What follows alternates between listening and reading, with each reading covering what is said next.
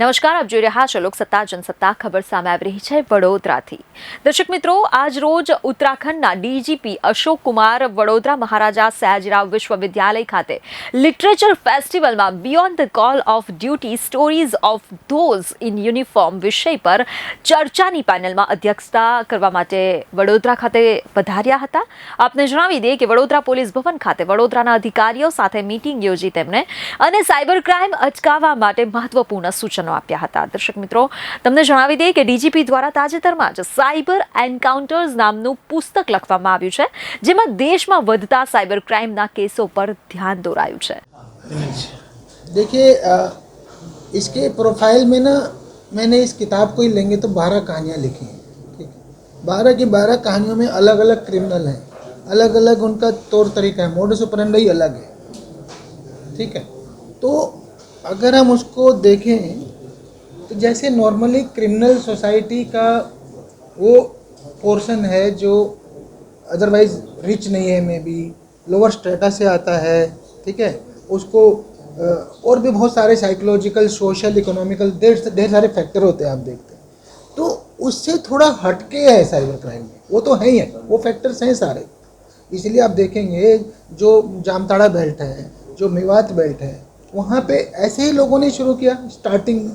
पर क्या हुआ ना, ये क्राइम इतना तेज़ी से बढ़ रहा है और पैसा इसमें इतना ज़्यादा है। मान लिया जैसे मैंने कहा, एक दिन में 10 भी आपको मिल गए तो 1 लाख 2 लाख आपके खाते में आ गया, तो आप महीने में 2-3 महीने में करोड़पति हो गए।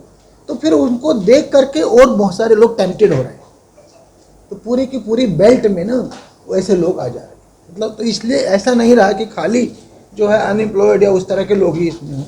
एक पॉइंट। दूसरा पॉइंट क्या है कि ये जो एक मैंने इसमें स्टोरी डाली है रैंसमवेयर, जिसमें कि 11 कहानियों में विक्टिम उत्तराखंड के, क्रिमिनल देश भर के, विदेशों के। एक कहानी में विक्टिम अमेरिका के हैं, रैंसमवेयर। तो वो कैसे हो रहा है, हमारे यहाँ कॉल सेंटर चलते हैं पूरे देश में, जो अमेरिका के लोगों की रात के टाइम में कॉलिंग करके प्रॉब्लम सोल्व करते हैं। ठीक है ना, पूरा सुनते हैं। तो इसमें ऐसे फेक कॉल सेंटर भी शुरू हो गए हैं, फर्जी। और वो क्या करेंगे, आपको कॉल सेंटर के नाम से आपके कंप्यूटर में एक्सेस कर लेंगे कि मैं रिपेयर करूँगा, ये करूँगा, और फिर उसमें वायरस डाल देंगे। और फिर वायरस से उसका कंप्यूटर लॉक हो गया, लैपटॉप लॉक हो गया, मोबाइल लॉक हो गया, उसका सारा इंपॉर्टेंट डाटा उसमें पड़ा हुआ है।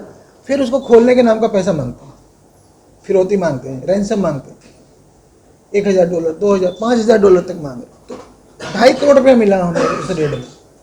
तो मतलब कुल मिलाकर तो ये तो एजुकेटेड पार्ट था सोसाइटी का, वही तो कॉल सेंटर करेगा जो कहीं ना कहीं कंप्यूटर पढ़ा है, सॉफ्टवेयर पढ़ा है, ये सब पढ़ा है। तो इसलिए इनका प्रोफाइल और ज़्यादा मतलब वेरिड हो गया। मैं आपको बता दूं, इसमें एज प्रोफाइल 10-15 साल के बच्चे से लेकर 70-80 साल तक के लोग फंस रहे हैं, और महागरीब से लेकर के महारिच लोग तक फंस रहे हैं। बिल्कुल जो गरीब मजदूर है वो भी फंस रहा है, और जो एकदम अरबपति है वो भी फंस रहा है। इसमें कोई भी फंस जा रहा है साहिब। ये तो ऑनलाइन है, हज़ारों मील दूर बैठा कर, उसे तो पता ही नहीं कि विक्टिम कौन है। कोई भी लोग फंस जा रहे हैं। जो मेरी कहानियाँ हैं, पहली कहानी में एक एजेड आदमी है, वो हनी ट्रैप में 97 लाख रुपये खो देता है। एक कहानी है जिसमें एक लेडी जिसका हस्बैंड उसमें कोरोना में डेथ हो गई थी। ठीक है, और वो अपनी बेटी को बर्थडे गिफ्ट में पपी देना चाहती। वो पपी देने के लिए वो कैमरून के क्रिमिनल से 66 लाख रुपये खो देते। 66 स्लोली कैसे फिर हम लोग उसे पकड़ते हैं। तो जो विक्टिम्स का भी प्रोफाइल ऐसा नहीं है कि एक पर्टिकुलर प्रोफाइल ऑफ विक्टिम है, कोई भी अनपढ़ से लेकर के हाईएस्ट एकदम जो टेक्नोलॉजी के सुपर एक्सपर्ट है वो भी इसमें फंसा। मैंने अभी इसमें एक टिप दिया ना कि मैं साइबर की दुनिया में कोई भी स्टेप उठाऊं तो कम से कम अपने को 5 या 10 सेकंड दूं। ठीक है ना, हम लोग क्या करते हैं, इतनी लाइफ फास्ट हो गई है कि अपने मोबाइल को वो करने के लिए कि अटक गया, वो कुछ पूछता है तो हम खट से उसको यस कर देते हैं हर चीज़ को। तो ऐसा नहीं करना है, हमें 5-10 सेकंड देना है। क्यों मेरे पास आया मैसेज, क्यों फ्रेंड रिक्वेस्ट आई, क्यों OTP मांग रहा है, मेरी KYC क्यों चाहिए, अभी तो मैं बैंक से होके आया हूँ। तो अपने को मैं 10 सवाल करूँगा, what, why, when, where, how, तो अपने आप मैं समझ जाऊँगा कि ये कोई मेरे साथ फ्रॉड कर रहा है। आउटसाइडर कहाँ, अब तो देश भर में पहले था ना, पहले इसको नाइजीरियन फ्रॉड कहते थे, फिर पूरा अफ्रीका के बाकी उसमें पहला। अब तो इंडिया में पूरे के पूरे गांव यही कर रहे हैं। तो जैसे मैंने बोला जामताड़ा कर रहा है, मेवात में तो 2-3 स्टेट का बॉर्डर है, हरियाणा का, राजस्थान का, पूरी बेल्ट वही कर रही है। तो कहीं भी फैल रहा है तो उसके लिए हमें इंटरस्टेट कोऑर्डिनेशन की बहुत बड़ी ज़रूरत है। ये टाइम के नीड के साथ होता ही है, मतलब लॉ तो बने हैं किंतु थोड़े जितना उनमें वो होना चाहिए, ताकत और बढ़ाने की ज़रूरत है। हम आईपीसी यूज करते हैं, आईपीसी में 420 है और बहुत सारी धाराएं हैं, तो उसको यूज करते हैं। ये पूरे देश भर में हुआ है। इसको पावर बैंक ऐप करके आई थी गूगल प्ले स्टोर पे, ये मार्च 2021 की बात है, और मार्च से जून 21 तक ये गूगल प्ले स्टोर पे रही। तो उन्होंने स्टार्टिंग में ये बोला कि हम 15 दिन में पैसा डबल करेंगे, और लोगों को विश्वास दिलाने के लिए ये बोला कि भाई, उन्होंने कहते ना 15 दिन में कैसे डबल हो जाएगा, कोई तो इंटरेस्ट इतना दे नहीं सकता।